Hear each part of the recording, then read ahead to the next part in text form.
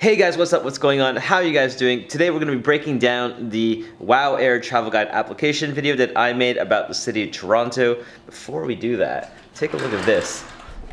It's like crazy conditions again in Toronto.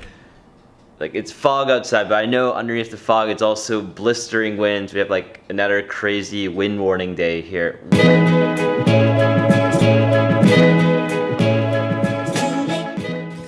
Alright guys, so the breakdown of the WoW Air Travel Guide application. My city is Toronto, that's my hometown. And so I'm just get started. If you haven't seen the video, the link's gonna be here. Okay, so the reason why I'm talking about this is I saw a whole bunch of other different applications online, and I thought there might be an opportunity to help everybody that's applying. So if I can give you guys some tips and tricks and all these other things to kind of showcase what you can do for your own application, do it. Steal everything that I'm telling you. I don't mind. Go ahead. I want you to do your best. Let's start off with the rules of the application. The travel guide website basically said, well, actually, what is on the travel guide website? Alright, so best summer job ever. We're accepting application for a 3-month paid summer job. To apply, you need to create and upload a short video travel guide, max of 2 minutes of your hometown. The mission, they want us to explore food, culture, nightlife, nature, transportation, and budget. And they want us to do it by creating some type of vlog. So that's typically the rule. If you go over 2 minutes, you're disqualified, because that's the one rule that they is pretty much set in stone. So we had to design a concept around that 2-minute guide, as well as capture all the key elements that we're looking for and make it into a travel guide. So before we start, I want to go through some concepts that we already tried, and through the design or the planning phases, we thought they're really bad ideas because it didn't really fit with the story that we wanted to tell. So the first concept that we wanted to do was a cinematic version of a travel guide, where Venus would get out of bed and then she'd be like late and she was supposed to meet me at Union Station. So there'd be a long sequence of events where there'd be an alarm clock, her getting up out of bed, then brushing her teeth, doing all the stuff. The door would shut tight behind her, and then she'd be like on a bike heading over to Union Station saying she's late. And I guess my primary issue with that type of cinematic content is the time frame that we had to utilize that. Maximum 2 minutes and not a lot of time.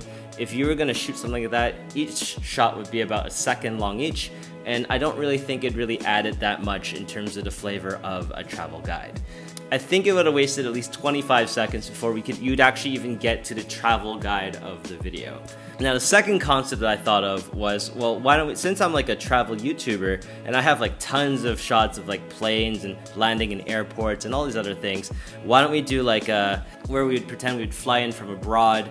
This is the Toronto life as a traveler, but that really went against the idea of it being your hometown.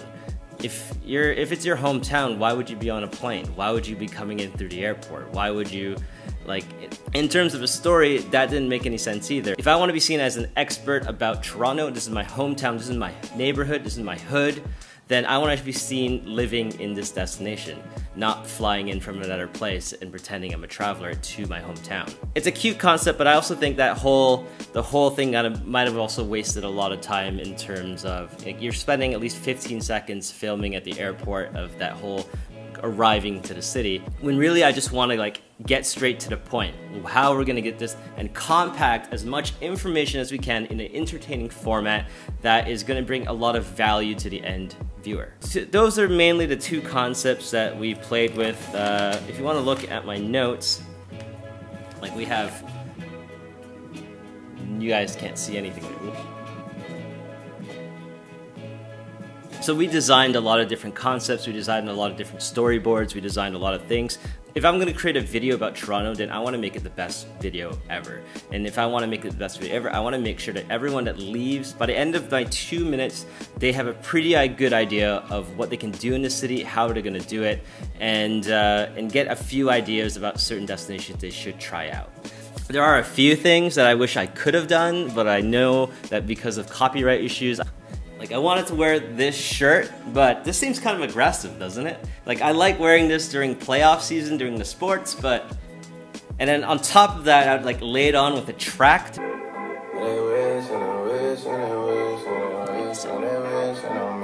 But I guess I wouldn't do that because that wouldn't be original, that wouldn't be unique, that would just be me playing off what I've seen other people do online. So, why don't we get started with the actual breakdown of the video that we ended up on. So the breakdown, I'm going to talk about my video in meticulous detail, so if this is really boring for you, just don't watch it. The first 5 seconds, I have a title card, Maiku Wong, WoW Air Travel Guide, application Toronto. One, I wanted a really clean graphic design that would accentuate like the feeling of Toronto. On top of that, we needed a music track that would also accentuate, you know, this is like an urban vibe, this is hip, this is cool. Yeah, if I could give any tips about fonts, make sure that you don't use default fonts on your computer. So if you're using Windows machine, Times New Roman is the default font across everything pretty much. Don't use that font, it makes you look lazy. If you're using an Apple machine, Helvetica is the default font for this entire system. Don't use that font, and don't use Merid, because that was the old Apple font. That makes you look like you want to be too Apple-y, and I would rather that you guys try to be original as opposed to try to be something everyone else is.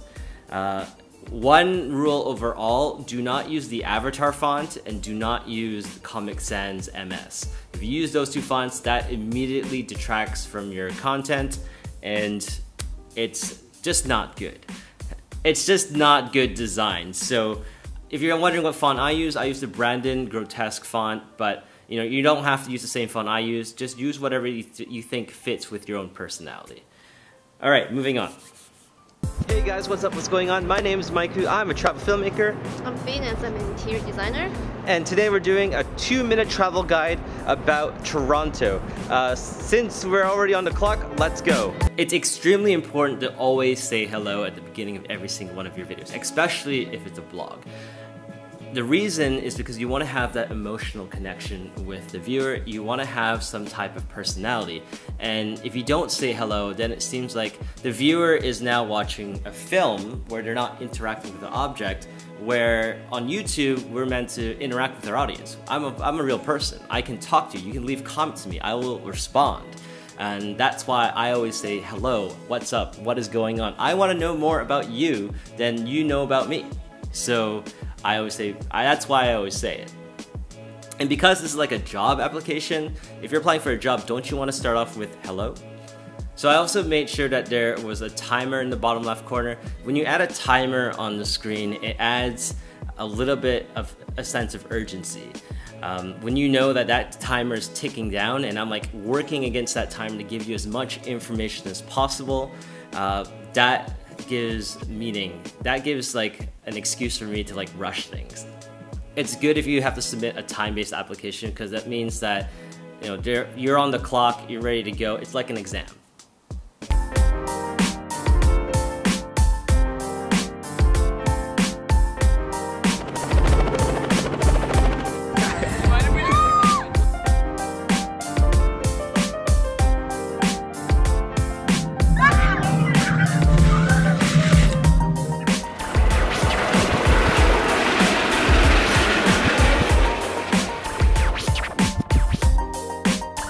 So the montage video is it was my past adventures in Toronto.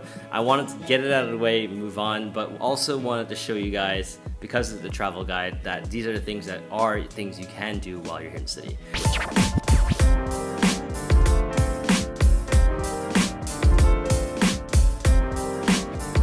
Character introductions. Some of the people that have been watching this channel for a long time know who I am, and that's fine. But most of the people that are watching this video probably just typed in WoW Air Travel Guide application and you have no idea who I am. So I wanted to put like a title card there to kind of really accentuate what does Venus do, what she's like. And I had this crazy idea from Jumanji. The characters we chose, we all have certain skills. So there's got to be a way to access our... Oh! What'd you just do? Strengths. Fearless. Climbing. Speed. Boomerang. Smoldering intensity. And I wanted to do something very similar with the compressed time that we had. I think this was roughly about 8 seconds, 4 seconds per me and Venus. Hey Venus, what's your favorite restaurant? The La Cabana. All right, let's go. Okay. The next shot is a transition shot. This is roughly about 4 seconds long, I believe. And the idea was that we would have 2 modes of transportation in one single frame. We needed an excuse to get Venus and myself to a restaurant, and we wanted to showcase how we're getting to one point to the other. So the streetcar in the background that's moving showcases the public transit options that we have in the city. Venus was actually on a public bike. We have a bike share system in the city. It's like $7 to rent for 1 day, $15 to rent for like 3 days, and $50 if you want to use it unlimitedly for a year. We didn't have time to explain the video because that might change in the future. Oh, yes. Try to not leave numbers on your content. So if you're trying to say that something's 25 cents, $1, $3, $4, that's not going to stay the same forever. Always try to make your content last longer than it is. And if you like date your content, so let's say for example, one of my older videos is Toronto Travel Guide, July 2014. That's a date. That's a very specific date. Things in that video don't exist here in Toronto anymore. Try to not create content that's temporal. Try to make content that lasts forever and can give value to the user over a much longer period of time.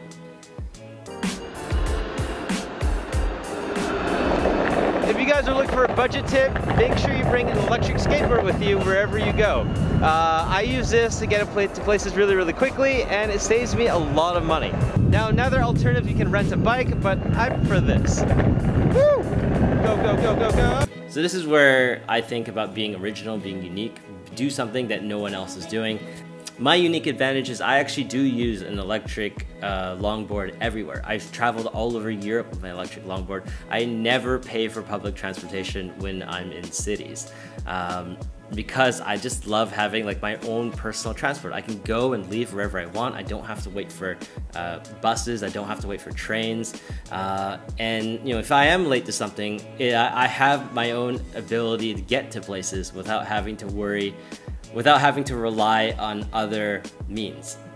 And plus, you can also like film a lot of like really crazy things when you bring your own transportation, and you don't have to worry about people on the bus. You don't have to worry about all these other things. Yeah, it just in my head it makes sense as a filmmaker. It makes sense for a traveler. It makes sense for like all these other things, and you can bring these things on planes, which is like really, really cool.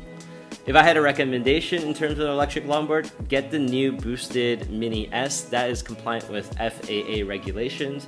It's about, I think, 21 inches or something crazy, and it can go up to like, the furthest I've gone on that battery system was like 8 kilometers, which is pretty far.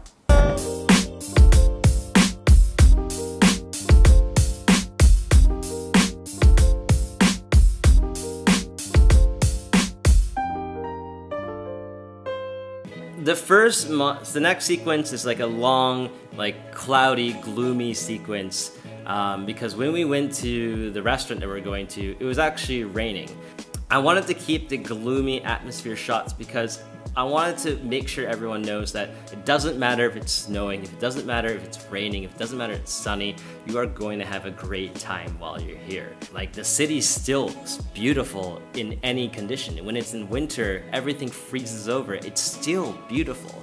It's still very fun to like go explore snow. It's still fun to like run out into the rain. It's still fun to like lie on the beach in sunshine.